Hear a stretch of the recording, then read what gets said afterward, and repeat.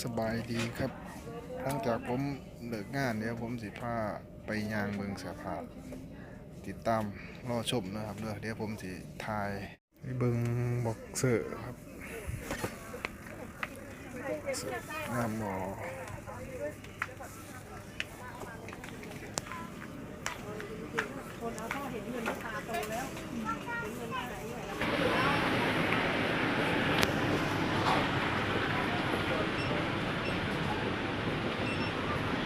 หลายแบบ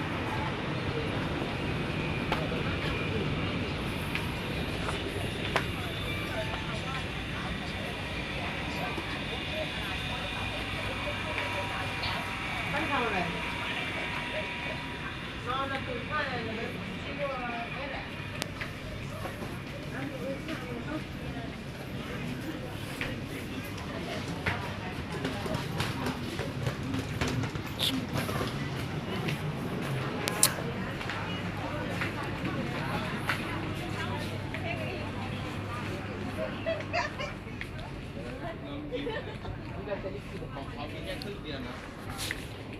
เดี๋ยวพี่เอา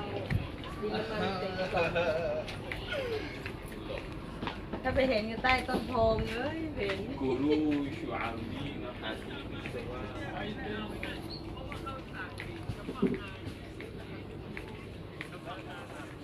นี่ก็เขาปลาด้วยเหรอ